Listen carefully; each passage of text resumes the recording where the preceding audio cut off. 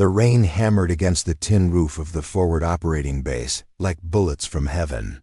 Each drop a reminder that even in this godforsaken corner of Somalia, nature still had the upper hand. I sat on my narrow cot, staring at the M4 carbine. Propped against the plywood wall, a weapon I'd been issued 3 months ago, but had never once fired in anger. My name is Marcus Chen, and until that humid Tuesday in March, I was the only medic in Bravo Company who'd never killed anyone. Before we jump back in, tell us where you're tuning in from, and if this story touches you, make sure you're subscribed, because tomorrow I've saved something extra special for you. That distinction was about to change in ways I couldn't imagine.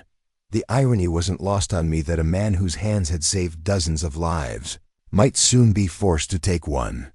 At 24, I'd already patched up more gunshot wounds, treated more traumatic amputations, and held more dying soldiers than most people see in a lifetime of war movies. But pulling a trigger? That was someone else's job. That was for the infantry guys, the door kickers, the warriors who joined the army to fight. I joined to heal. Chun, you coming to chow or what? Staff Sergeant Rodriguez poked his head through the tent flap, rain dripping from his Kevlar helmet. The smell of diesel fuel and wet earth followed him inside. Cook's got something that might actually resemble food tonight. I forced a smile and shook my head. Not hungry, Sergeant. Got some reading to catch up on. I held up a worn copy of Gray's Anatomy, not exactly light reading, but it beat thinking about tomorrow's patrol into the Bakara Market District. Rodriguez stepped fully inside, letting the tent flap fall closed behind him. At 32, he'd been in the army longer than I'd been shaving. His dark eyes held the kind of weariness that comes from too many deployments and too many friends who didn't make it home. You know, Doc, in all my years, I've never met a medic who was afraid of his weapon. I'm not afraid of it, I lied, though we both knew better. I just ... I didn't join the army to kill people. None of us did, Rodriguez said, settling onto the camp chair across from my cot. But sometimes killing is what keeps the people you're supposed to save alive long enough for you to save them. He gestured toward my rifle. When's the last time you cleaned that thing? I felt heat rise in my cheeks. 2 days ago. When's the last time you fired it? Qualification range, 6 weeks ago. The admission hung between us like smoke from a cigarette nobody wanted to claim. Rodriguez leaned forward, his voice dropping to the tone he used when he was about to say something important. Doc, tomorrow we're going into Indian country. Intel says there's been increased chatter about targeting medical personnel. They know that taking out a medic demoralizes a whole unit. My stomach clenched. I'd heard the intelligence briefings, seen the reports of medics being specifically hunted by insurgent snipers. The red cross on my helmet that was supposed to protect me under the Geneva Convention had become a target instead of a shield. I know, Sergeant. I'll be ready. Will you? Rodriguez stood up, water still dripping from his gear. Because hesitation gets people killed out there, good people. People with families back home who are counting on all of us to look out for each other. After Rodriguez left, I sat alone with my thoughts and the constant drumming of rain.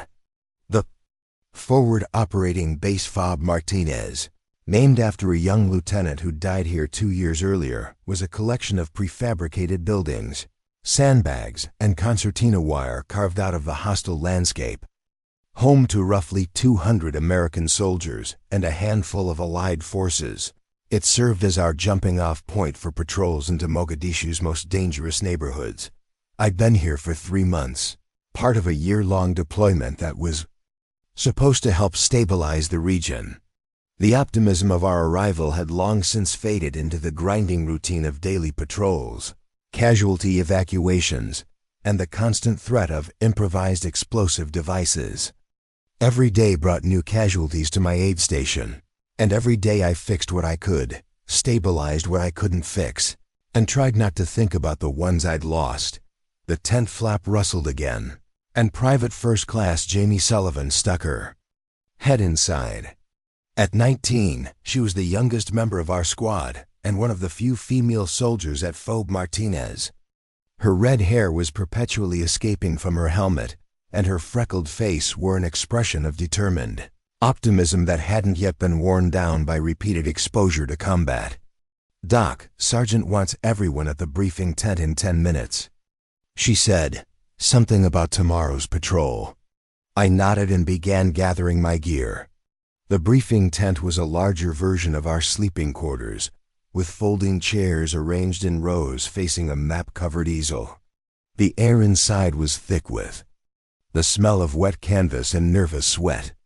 24 soldiers from our company had assembled, their faces reflecting various degrees of tension and resignation.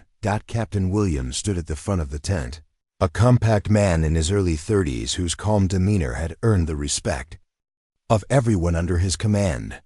He'd been infantry before accepting a commission, and unlike many officers, he never asked his soldiers to do anything he wouldn't do himself. "Gentlemen, ladies," Captain Williams began, his voice cutting through the murmur of conversation. "Tomorrow's patrol takes us into the Bakara Market District. Intelligence indicates there's a high-value target operating out of a compound approximately 2 clicks northeast of the market center." He pointed to a spot on the map where several red pins marked known insurgent activity. "Our mission is to conduct a presence patrol, gather intelligence, and assess the feasibility of a future operation. We'll be working with local forces too. Squads of Somali National Army soldiers who know the area."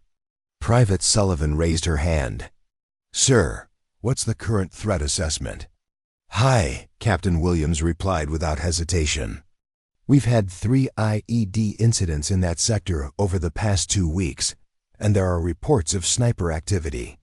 That's why we're bringing extra medical support." His eyes found mine across the room. "Chen, you'll be attached to 2nd Squad for this one. Rodriguez will have point, and I want you positioned in the middle of the formation where you can respond quickly to casualties." I nodded, trying to project confidence I didn't feel. The weight of my rifle seemed to increase as Captain Williams continued the briefing, outlining routes, contingencies, and communication protocols. My mind wandered to the letters I'd written, but never sent to my parents back in San Francisco. How do you tell your family that their son, the one who'd graduated summa cum laude from UC Berkeley, the one who'd turned down medical school to serve his country, might not be coming home? After the briefing, I found myself walking the perimeter of the base, past the guard towers and razor wire that separated us from the city beyond. Mogadishu sprawled in the distance, a maze of concrete buildings and corrugated metal roofs, punctuated by the occasional minaret. Somewhere out there, people were planning to kill us tomorrow. The thought should have terrified me, but instead, I felt a strange numbness, as if my mind was protecting itself by refusing to fully process the reality of our situation. "Can't sleep either?" I turned to find Corporal David Washington approaching, his M249 squad automatic weapon slung across his broad shoulders. At 26, Washington was built like a linebacker and had the temperament of a philosopher. Before joining the Army, he'd been working on a master's degree in literature at Howard University. He was one of the few people at Fob Martinez who understood why I joined the military despite my reservations about violence. "Just thinking," I replied, watching as tracer fire lit up the sky in the distance. Someone else's war intersecting briefly with our field of vision. Washington joined me at the concrete barrier that marked the edge of our defensive perimeter. "You know, in all the books I've read about war, there's always this moment when the reluctant warrior has to make a choice. Usually happens right before the climax. This isn't a book, Wash." "No, but the principles are the same. Sometimes good people have to do terrible things to prevent worse things from happening." He adjusted the weight of his weapon. "You think I wanted to be a machine gunner? I wanted to teach English literature to high school kids. But here I am, and when the shooting starts, I'll do what needs to be done because that's how we all get to go home." We stood in comfortable silence for several minutes, watching the distant city and listening to the sounds of the base around us, generators humming, radios crackling with routine traffic, the occasional laugh from the recreation tent where off-duty soldiers were playing cards. "Wash," I said finally. "What if I freeze up out there? What if someone gets hurt because I couldn't pull the trigger when I needed to?" Washington considered this carefully before responding. "Then you'll carry that weight for the rest of your life." "But Doc, I've watched you work. I've seen you run into gunfire to reach wounded soldiers. I've seen you stay calm while performing surgery with mortar landing 50 meters away. Whatever fear you think you have about using that rifle, it's not because you're a coward. Then, what is it? I think you're afraid that if you start killing people, you might stop being the person who saves them." His words hit closer to home than I was comfortable admitting. I'd always defined myself by my ability to heal, to repair what was broken. The idea of deliberately causing harm felt like a betrayal of everything I'd worked to become. But Washington was right about something else. Good people sometimes had to do terrible things.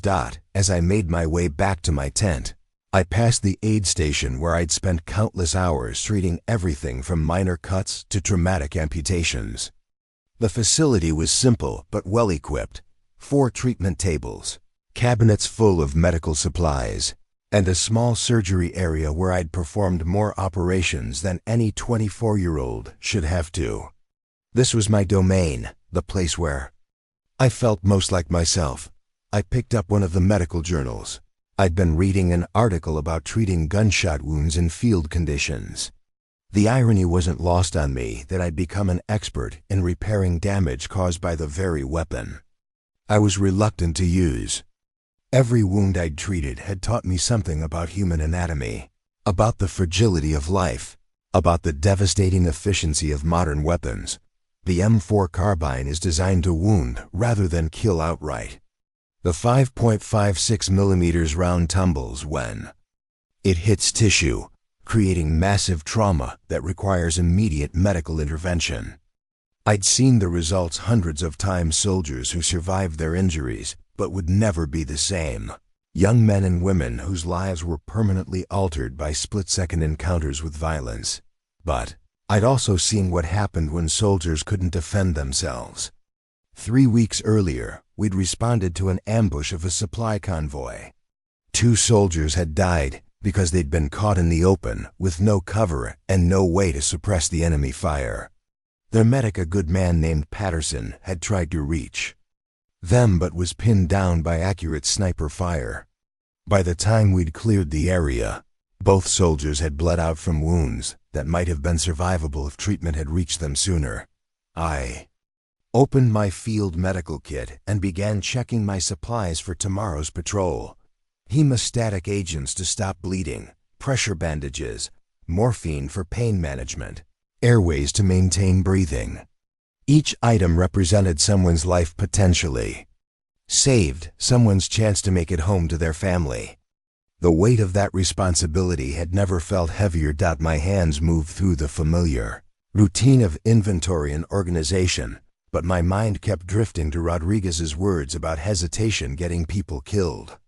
I thought about Private Sullivan, barely out of high school and fighting in a war most Americans have forgotten about. I thought about Washington, who should have been teaching teenagers about Shakespeare instead of carrying a machine gun through the streets of Mogadishu. I thought about Captain Williams, who'd volunteered for this deployment even though he had a pregnant wife back at Fort Bragg. These were good people. People worth protecting. People whose lives had value beyond their utility as soldiers. If my reluctance to use violence put any of them at risk, then I was failing in my duty, not just as a soldier, but as a human being. I picked up my rifle and began field stripping it for cleaning. The familiar motions were oddly comforting. Remove the bolt carrier group, clean the chamber, inspect the gas system. My drill instructors had made these actions second nature during basic training, muscle memory that persisted even when conscious thought faltered. As I worked, I found myself thinking about my father, Dr. James Chen had immigrated from Taiwan. In the 1970s, built a successful cardiology practice in San Francisco, and never understood why his son had chosen military service over medical school. "You could save more lives as a doctor," he'd said during our last conversation before deployment. "Why do you want to go to a place where people are trying to kill you?" I hadn't been able to explain it then, and I wasn't sure I could explain it now. There was something about serving with these soldiers, about being part of something larger than myself, that felt right despite the danger. These people had become my family, and families protected each other. The rain had stopped, and the base had settled into the quiet rhythm of night watch. I assembled my rifle and performed the functions. Check, making sure everything worked properly. The weapon felt different in my hands now, not foreign, but not quite familiar either. It was a tool, nothing more, but a tool with the power to end lives or preserve them, depending on how it was used. I thought about the Hippocratic Oath I'd studied in preparation for medical school. First, do no harm. But what constituted harm? In a situation where inaction might lead to greater suffering. If I failed to protect my fellow soldiers, was that not a form of harm? If I let my philosophical reservations about violence override my practical responsibility to my unit, who was I really serving? Outside, I could hear the sentries making their rounds, the soft crunch of boots on gravel, and the occasional radio check. Somewhere beyond the wire, insurgents were probably planning tomorrow's attacks, placing IEDs along our likely routes, setting up ambush positions. They wouldn't hesitate to kill any of us, medic or not. In their eyes, we were all occupiers, all legitimate targets. I pulled out a piece of paper and began writing a letter to my parents, something I'd been putting off for weeks. The words came slowly at first, then faster as I tried to explain what I couldn't say in our supervised phone calls home. "Dear Mom and Dad, by the time you read this, I'll either be home safe or well. Let's focus on the first option. I know you don't understand why I chose this path instead of medical school, and honestly, some days I don't understand it myself. But I need you to know that I'm exactly where I'm supposed to be. The soldiers I serve with are extraordinary people. They're young mostly, kids from small towns and big cities who volunteered to serve their country, even though most Americans have forgotten we're still fighting wars. They deserve to have someone watching their backs, someone who will do whatever it takes to bring them home safely. I've learned something important here. Healing and harming aren't always opposites. Sometimes you have to be willing to cause harm, to prevent greater harm. Sometimes the most compassionate thing you can do is pull a trigger. I love you both, and I'm proud to be your son. If something happens to me, please know that I died doing work that mattered, surrounded by people who mattered. Your son, Marcus. I folded the letter and tucked it into my field journal, next to similar letters I'd written to my sister, my college roommate, and the girl I'd been dating before deployment. Insurance policies against the possibility that tomorrow might be my last day. The weight of the approaching patrol settled over me like a physical presence. In less than 6 hours, we'd be moving through hostile territory where every doorway might conceal a sniper, every pile of rubble might hide an IED, every civilian might be a potential threat. I would be responsible not only for my own survival, but for the medical care of 23 other soldiers, who were counting on me to keep them alive. I lay back on my cot and closed my eyes, trying to find some peace in the knowledge that I'd done everything I could to prepare. My medical supplies were organized and accessible. My weapon was clean and functional. My mind was as ready as it could be for the reality of combat. But as I drifted toward sleep, one thought kept circling back. Tomorrow, for the first time in my life, I might have to kill someone. The idea terrified me not because I was afraid of dying, but because I was afraid of who I might become if I lived. The last thing I remembered before sleep took me was the sound of distant thunder. Or maybe it was artillery rolling across the landscape like a promise of storms to come. In my dreams, I saw faces my parents, my fellow soldiers, strangers who might become enemies or victims depending on the choices I made in the hours ahead. When reveille sounded at 0500, I woke with the taste of copper in my mouth and the absolute certainty that everything was about to change. The reluctant warrior was about to face his first test, and there would be no practice rounds, no do-overs, no second chances to get it right. The shot that would define the rest of my life was waiting, somewhere in the maze of Mogadishu's streets, and I was walking straight toward it. Up next, you've got 2 more standout stories right on your screen. If this one hit the mark, you won't want to pass these up. Just click and check them out. And don't forget to like, subscribe, and turn on the notification bell so you don't miss any upload from us.